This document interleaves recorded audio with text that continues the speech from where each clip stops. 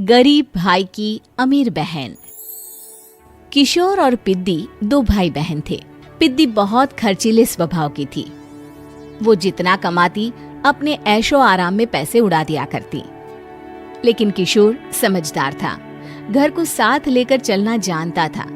अपनी बहन के जितना कमाता तो नहीं था, लेकिन फिर भी वो किसी तरह घर का खर्च चला लेता था। एक दिन पिद्दी किशोर से कहती है, किशोर, तुम थोड़ा ज्यादा क्यों नहीं कमाते? मेरे दोस्त रोज मेरा मजाक उड़ाते हैं। अरे बहन, मैं कोशिश तो कर रहा हूँ। अच्छा सुनो, अगले महीने रक्षाबंधन है, मुझे सोने का हार चाहिए, इससे कम कुछ भी ना लूंगी। अरे दिला दूंगा बहन। किशोर को पूरी रात नींद नहीं आती। उसके दिमाग में बस ये चल रहा था कि उसकी माली हालत इतनी बिगड़ चुकी है, अब वो सोने का हार कहाँ से लाएगा। अगले दिन किशोर सुबह सुबह घर से ये बोलकर निकल गया कि पिद्दी, मैं गांव से बाहर जा रहा हूँ, कुछ दिन घर नहीं आऊंगा। किशोर ने अपने काम के साथ साथ फेरी में कपड़े बेचने भी शुरू कर दिए, जिससे वो ज्यादा से ज्यादा पैसे कमा सके। रात में वो एक बिल्डिंग की चौकीदारी भी करने लगा। अपने काम से थोड़ा बहुत समय निकालकर बस कुछ घंटे की नींद ले पाता था। और कब वो कुछ दिन एक महीने में बदल गए और रक्षाबंधन भी आ गया, पता ही नहीं चला। लेकिन किशोर अभी तक घर वापस नहीं लौटा। जहां वो काम करता था, पिद्दी के नाम का गुल्लक रखा हुआ था। किशोर ने उस गुल्लक को फोड़ा और सारे पैसे इकट्ठा करके एक सोने का हार खरीद लिया। घर में पिद्दी किशोर का इंतजार कर रही थी। तभी किशोर आता है। कहाँ चले गए थे? 4 दिन का कहा था और 1 महीने से पता नहीं कहाँ गायब हो गए थे। मैंने बस एक हार मांगा था और तुमने तो घर ही छोड़ दिया। अरे मुझे थोड़ा काम मिल गया था। कुछ नहीं, सब समझती हूँ, बहाने थे तुम्हारे। अपनी बहन के लिए इतना भी नहीं कर सकते, कैसे भाई हो? चलो यहाँ बैठो, राखी बांधती हूँ। पिद्दी ने किशोर को राखी बांधी। वैसे ही किशोर ने अपनी बहन के हाथ में सोने का हार रख दिया। उसकी खुशी का कोई ठिकाना नहीं था। वो मिठाई खिलाए बिना ही नेकलेस लेकर चली गई और शीशे के सामने अपने गले में हार रखकर देखने लगी। किशोर ने लड्डू उठाया और खुद ही खा लिया।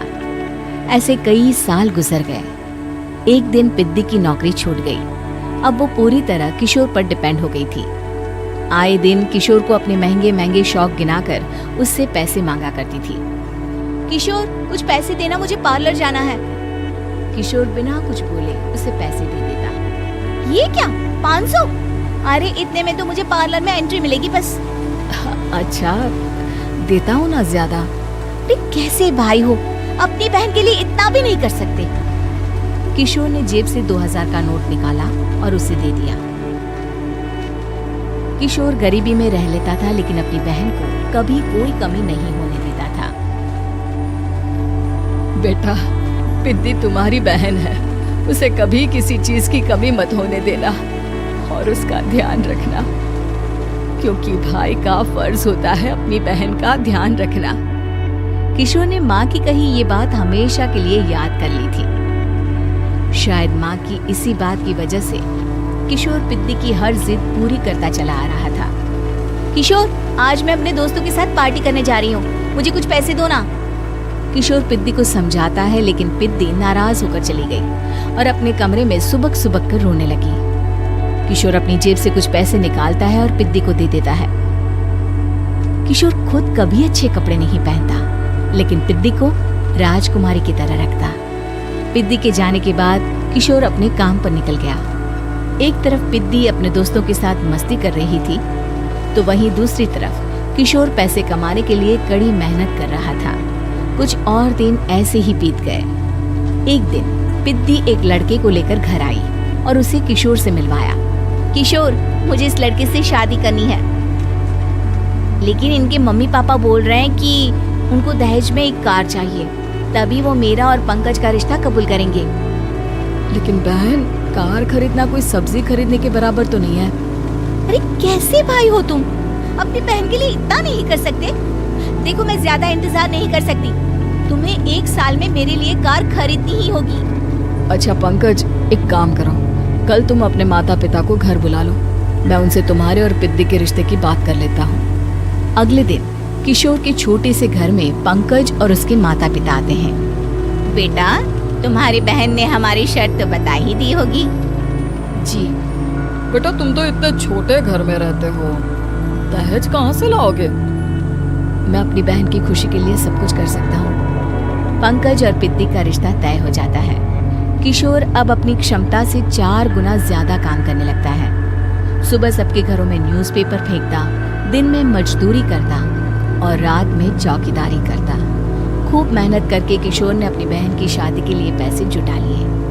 उसने अपनी बहन के लिए कार खरीद ली। जब वो पिद्दी के ससुराल वालों से मिलने गया तो उन्होंने किशोर से और पैसों की मांग की। इस बार किशोर हार चुका था। पिद्दी माफ करना, मैं तुम्हारी शादी उस लड़के से नहीं कर सकता। वो लालची लोग हैं, उन्हें सिर्फ पैसों से मतलब है। देखो किशोर, मैं पंकज से ही शादी करूंगी। क्योंकि पिद्दी ने तो किशोर की बात न मानने की जैसे कसम खा रखी थी। किशोर ने पंकज को घर बुलाया। पंकज, तुम अपने माता पिता को समझाते क्यों नहीं हो? भैया, वो हमारी शादी के लिए मान गए, मेरे लिए तो यही बहुत बड़ी बात है। हम एक काम कर सकते हैं, दहेज की रकम में से कुछ पैसे मैं आपको दे देता हूँ। अरे लेकिन समाज वाले क्या कहेंगे? अरे जब दुनिया को पता चलेगा तब ना। अच्छा, कुछ पैसे मैं अपने मालिक से कर्ज में ले लेता हूँ। कुछ पैसे पंकज देता है, कुछ वो कर्जा लेता है और अपनी उम्र भर की कमाई वो अपनी बहन की शादी में लगा देता है। आखिर में पंकज और पिद्दी की शादी हो जाती है। पिद्दी की विदाई के बाद किशोर बिल्कुल अकेला पड़ जाता है। अब उसका कमाने में भी मन नहीं लगता। उधारी वाले रोज घर में आकर बैठ जाते हैं। अरे किशोर, अब तो पिद्दी की शादी को 5 साल हो गए, अब तो हमारा पैसा लौटा दो। चाचा, पिद्दी के जाने के बाद किसी भी काम में मन नहीं लगता। अरे तो हमारा पैसा कैसे वापस मिलेगा? जी, कुछ करता हूँ मैं। किशोर के ऊपर बहुत सा कर्जा चढ़ गया था, इसलिए उसने तय किया कि वो ये घर बेचकर सबके पैसे लौटा देगा। अगली सुबह शहर के किसी साहूकार को उसने अपना घर बेच दिया और सबके पैसे लौटा के वो गांव छोड़कर चला गया। पिद्दी ने शादी के बाद कभी अपने भाई का हाल तक नहीं पूछा। किशोर को फर्क नहीं पड़ता था, बस ससुराल में उसकी बहन खुश है ये जानकर उसे खुद की खुशी मिलती थी और ये सोचकर कि उसने माँ से किया हुआ वादा पूरा कर दिया।